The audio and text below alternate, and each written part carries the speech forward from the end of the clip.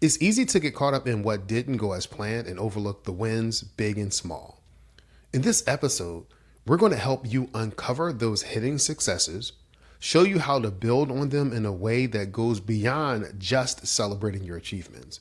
You will learn to create a roadmap for continued success. Listen in. Welcome to the Engineer Your Success podcast. This is Dr. James Bryant, your host and guide to winning at work and at home. This podcast provides tools, tips, and techniques to help you achieve success both in business and in life. Today, we are continuing with our Finish Strong mini-series. So whether you're an engineering executive, a business owner, a leader, or someone just striving for personal and professional growth, this series is designed to equip you with the strategies you need to end the year on a high note and pave the way for even greater success in the year ahead. So over the next few episodes, some of the topics that we are going to explore is how to conduct a comprehensive year-end review that celebrates your wins and provides a clear picture of your progress. We're going to cover strategies for learning from setbacks and failures, and how do you turn them into valuable stepping stones for your future growth? We're going to look at techniques for laser focused prioritization so that we can identify and really tackle those things that matter most. And we're also going to look at methods where we can build robust systems that can help generate and sustain the momentum that we want to go. Some of these topics are going to be covered under multiple episodes, but this is kind of the direction that we're going. If you've missed the first one, don't worry. I got you covered. We introduced 3 critical steps to finishing a year strong: review, prioritize, and systematize.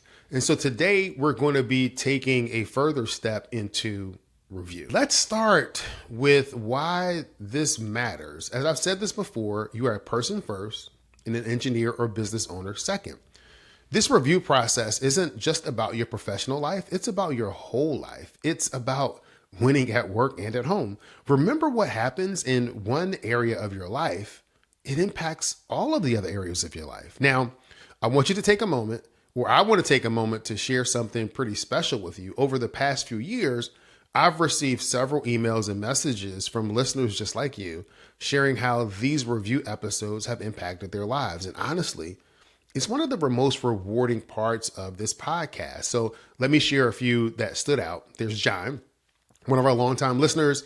He sent me an email that said, Dr. Bryant, hey, I applied your suggestions from your mid-year review episode and it helped me to land a promotion and a higher salary. Thanks. Hey, John, if you're listening, I'm thrilled that you are getting success and I can't wait to hear about your next big win. Then there's Sophie. So Sophie and I had a telephone conversation and she said, these review episodes are like a GPS for my career. They keep me on track and help me navigate challenges. So Sophie, I love that analogy, and I'm glad that we can serve as your career GPS.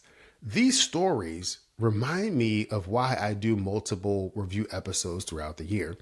We have our quarterly check-ins, our mid-year review, and this comprehensive year in review. Each serves a unique purpose, but they all work together to keep us moving in the right direction. So whether this is your first time doing a year in review or you are a seasoned pro, I want you to know that the time you invest in this process is one of the best investments that you can make in yourself. It's not just about looking back.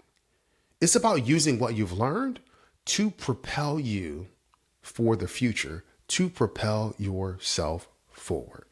So how do you prepare for this in-year review? So this prep work is crucial.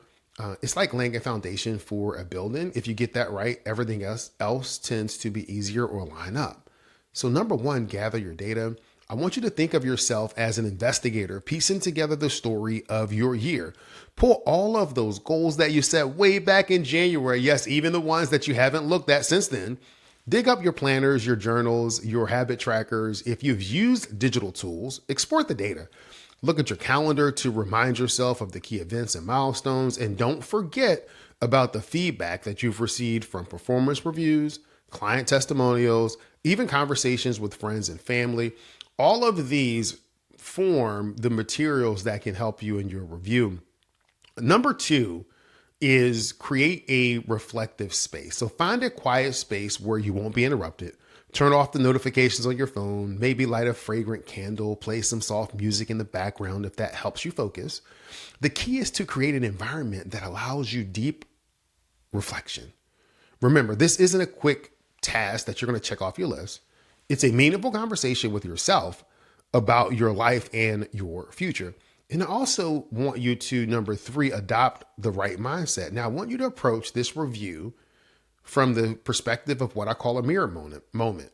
And this is where you see yourself for who you are, not who you project to be. It's about honest reflection. But here's the key, and I can't stress this enough: apply self-compassion.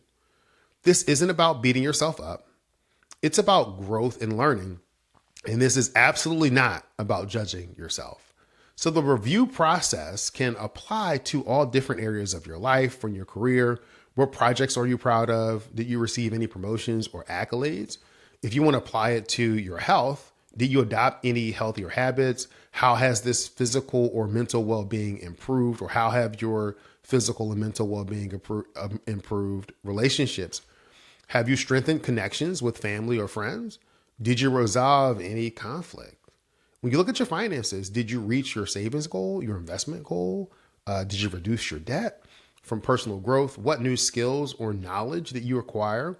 And then this applies to any other area that you feel that is important. So for each area, we really start by asking these three simple questions. What worked well? What didn't work? And what lessons did I learn? Now, here's where many of us begin to go wrong, in my opinion. We focus solely on what didn't work. We fall into that trap, but we're not going to do that. I'm going to focus this review on celebrating your wins, no matter how small. So celebrating your wins. You might be thinking, James, I have not achieved all of my goals. What is there to celebrate? Well, I'm here to tell you that, again, there's probably more to celebrate than you realize. Too often we focus solely on what we haven't accomplished, overlooking the progress that we've made and the victories that we've won along the way. This negative bias only skews our perception of our year, and it also dampens our motivation for moving forward. That's why recognizing our achievements, no matter how small, is crucial. Think about it this way. If you were managing a team and all you ever did was point out what they did wrong, how motivated do you think they would be? Not very motivated, right? Well, the same principle applies to how we treat ourselves. We need to be our own best cheerleaders, our own best self-advocates. This brings me to a concept that I call mini milestones. I introduced this ideal in our mid-year review episode, but it's worth revisiting. The mini milestones concept is about recognizing that success isn't just about reaching your final destination. It's about all of the steps that you take along the way. So let me give you an example. Say your goal was to land a big promotion and you didn't get it this year, but here's what you did do. You took on new responsibilities, you learned new skills, you received positive feedback from colleagues and your managers. You made valuable connections within industry. So each of these is a milestone worth celebrating. They're signs of progress and indicators that you are moving or have been moving in the right direction. So here's an exercise that I want you to do. I want you to try this right now. I want you to take out your Finish Strong journal. You remember the one that I asked you to start in our last episode. Now, I want you to spend the next 2 minutes writing down every single thing that you've accomplished this year, big or small, personal or professional. Write it down. Listen, you can press pause if you can't safely write things down right now. Give it some thought. And then what I want you to do is schedule some time in your calendar, re-listen to this episode, and start doing some of these reflective exercises like this that we're going to be talking about. But here's what I think you're going to find. Now, here's what I know. That when you look at that list, it's going to be much longer than you anticipated. So each item on that list is a success, a milestone that you've achieved. Take a moment and really let that sink in. Feel proud of what you have accomplished. This exercise isn't just about feeling good, although that's certainly a benefit. It's about building momentum. When we recognize our successes, we build confidence. We start to see ourselves as capable. We see ourselves as achievers. And this positive self-image fuels our motivation. And it really makes us more likely to pursue our future goals. Moreover, by identifying our successes, you know what? We can start to see patterns.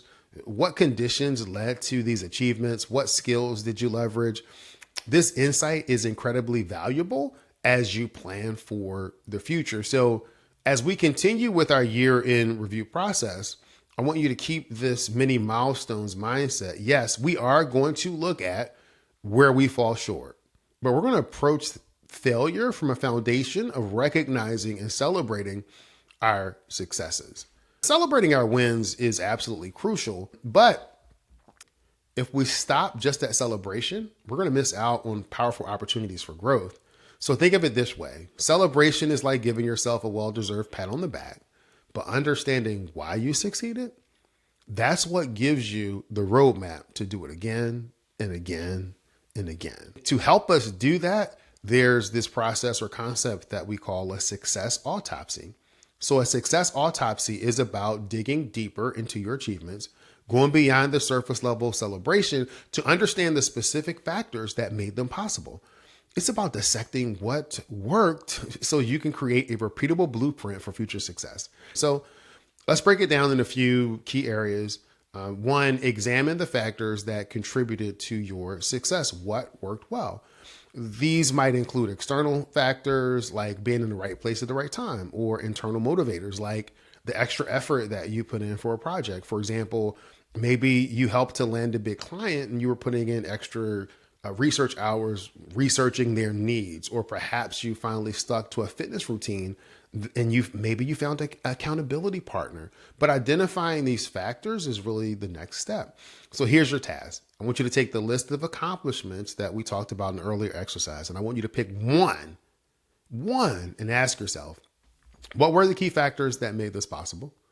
Was it your preparation, your timing, or your support from others? Did you leverage specific resources or networks? I want you to write everything down that comes to mind. Again, if you can't write safely, hit pause or come back to this and do that. Number two, I want you to identify the skills that you leverage. So every success requires certain skills, whether they're technical, interpersonal, or a combination of both. Maybe your strong presentation skills help you to win over a key client, or maybe your knack for time management allow you to juggle multiple projects really smoothly. For the same success you chose earlier, list the skills that you use. I want you to be specific. Don't just say communication skills. Was it your ability to simplify complex ideals, or maybe it was your skill of reading a room and adjusting your message accordingly? Number three is to determine how to replicate this success. So in this step is about turning insights into actions. So ask yourself, how can you recreate the conditions that led to this success? So let me give you a personal example. Earlier this year, I had an exceptionally strong quarter in my coaching business. When I did a success autopsy, I realized that a key part of this success was consistently showing up to every interaction with the intention of providing real value. Whether it's a quick call or an email or a brief check-in, my goal was always to offer something useful. Over time, these small, consistent actions led to clients coming on board. This approach has become a foundation for my future success blueprint. And that is focus on delivering value first, build trust, and let the relationships grow from there. Here's another example. One of my clients worked on being more open and receptive when considering feedback during a presentation. She realized that she often became defensive when questioned. So this may be during the question and answer period, but this really hindered her ability to connect with her audience. When we did a success autopsy on a particularly successful presentation, she identified that reviewing a worksheet on applying curiosity, she did that beforehand, that helped her stay open-minded. So this one pager served as a quick reminder to that approach. So now she approaches that time with curiosity rather than defensiveness. And so by consistently incorporating this practice, she's improving her engagement during Q&A periods and receiving positive feedback to her presentation. Now she makes it a point to review the worksheet almost before every presentation, turning a one-time success into a sustainable habit. Now it's your turn. I want you to take a few minutes now. Yes, we're going to wait and perform a success autopsy on one of your achievements from this year. Identify the contributing factors, the skills you've leveraged, and brainstorm ways to replicate that success. All right, you can press pause and then come back. I'm going to assume that you're done. Now you put yourself in a position where you can replicate that over and over and over again, because what you're starting to do is uncovering the patterns behind your past wins. So armed with this knowledge, you're not just celebrating, you're strategizing for even bigger victories ahead. Now, I think with this, you're ready to look at the flip side of the coin. I think that's great, because next week, we're going to dive deeper into how you can learn more from your setbacks and failures. And I'm going to introduce a concept called a failure resume. Trust me, it's not as daunting as it sounds. In fact, it might just be the most valuable document that you're going to create all year. Okay, so stay tuned. It is going to be an episode that you do not want to miss. I just want to provide a brief recap of this episode. So in this episode, we've taken time to think about the first step in our Finish Strong miniseries, Mastering a Comprehensive Year in Review. If you missed the first episode, don't worry. We've covered the 3 critical steps to ending your year on a high note: review, prioritize, and systematize. Today, we zeroed in on the review step, where we explored how to reflect deeply on your year, both personally and professionally, and to identify what's been working and what needs adjustment. A big part of this process today was celebrating your wins, no matter how small. Once you've celebrated, then it's time to leverage those wins so that you can understand the deeper things behind those wins. And we call that a success autopsy. The time that you spend reflecting and analyzing will pay off greater dividends in the future. It's not just about celebrating what went right. It's about learning from it and using those lessons to fuel even bigger wins ahead. So I encourage you to take the time and to perform these exercises. Block out some time on your calendar this week. Really dive into your year in review.